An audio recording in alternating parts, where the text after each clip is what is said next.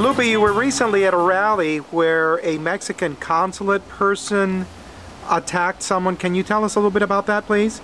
Well, I sent a group of people out to San Juan Capistrano at the beginning of December.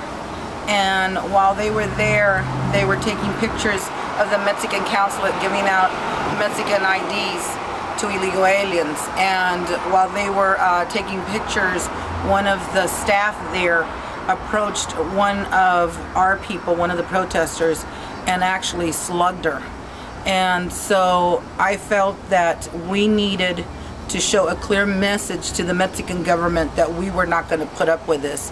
So I got a rally together, and I decided, because I have to work, that it was going to be a 4-day rally for an hour each day, and we were going to be there before the Mexican consulate opened up, because you see, at the Mexican consulate office in Santa Ana, we have Mexican illegals lining up since about 4 o'clock in the morning. So I knew that there would be a long line of people there. So I sent out an email through Barbara Co, and we went out there on December 18th. And the morning was going good. We had plenty of signs. There was 4 of us that day because it was short notice. I couldn't send out advanced notice to a lot of people, so we had 4 people there, and the morning was going good. And then all of a sudden, I seen this man across the parking lot start shouting at me, and the closer he got, the more he was shouting, the vulgar things he was saying to me in Spanish. And he just kept coming at me, and then he started threatening my life. And at that moment, I remembered that I had my pepper spray in my pocket. Now, usually I forget my pepper spray. I mean, I go to a lot of these protests, a lot of the rallies, I always forget it. It stays on the counter. And that morning, for some reason, I slipped it into my pocket. I remembered my pepper spray was there, and I pulled it out. And I didn't even know how to use it.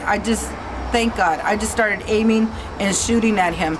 And instead of being a mist, which usually I hear pepper spray is, it came out in squirts. So I kept squirting him, and the man just kept covering his face and getting closer, covering his face and getting closer. And I caught him a couple of times, which slowed him down. But basically, at one point, he literally took a flying leap and pounced on me. And then I just could see his hands, his fists, just punching me and punching me and punching away. Where was he punching you? He was punching me in the face. He was punching me in the face. The only thing, by the grace of God, I don't know how he missed me so many times, because I seen him, his fist coming down at me at least 6, 7 times. Just boom, boom, boom, boom. Until all of a sudden, I felt 2 of the Minutemen that were there, Jim and Vaughn, grabbed him and took him off of me. And they were struggling with him, and I was trying to get up. I couldn't get up. I got very, very bad knees from an injury about 2 years ago. So I couldn't get up. I was stuck. I was stuck on my knees. And I heard Robin yelling, "Call 911, call 911. All these people standing there, and nobody called. Nobody called. I finally remembered that I had my cell phone in my pocket, and I called 911, and they asked me, "Do you need an ambulance?" And I didn't feel hurt, maybe because of the adrenaline, but I said, "No, I want a policeman. I want a policeman to come help us.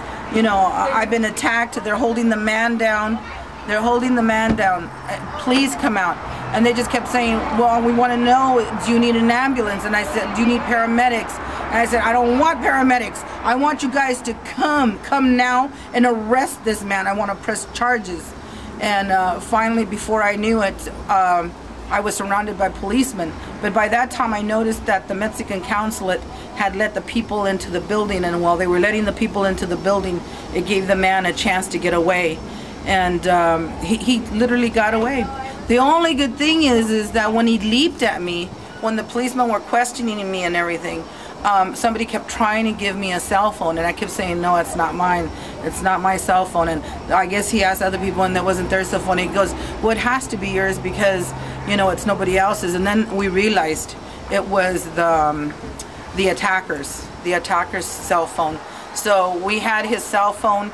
The man was so foolish and just with a blinding rage at, attacking me, that he dropped his business cards. His business cards had not only his phone number, but his picture on them. And we were able to give all this information to the police. And now what they tell me is they did find him. They asked him to come in and he hasn't gone in. So I'm just wondering what the police are waiting for.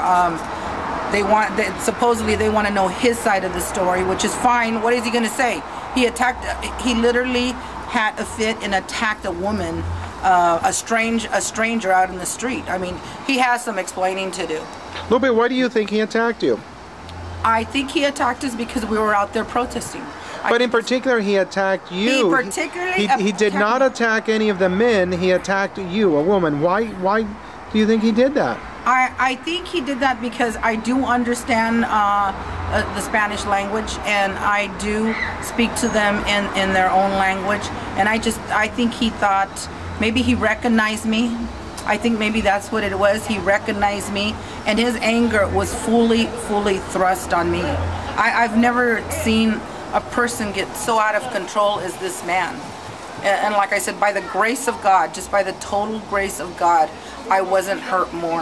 I have aches and pains on different parts of my body, but when I was 10 years old, an illegal alien stranger beat me on the way home from school, and I know I was bruised and beaten for weeks. I mean, I was in pain, and I was just devastated by what that man had did to me.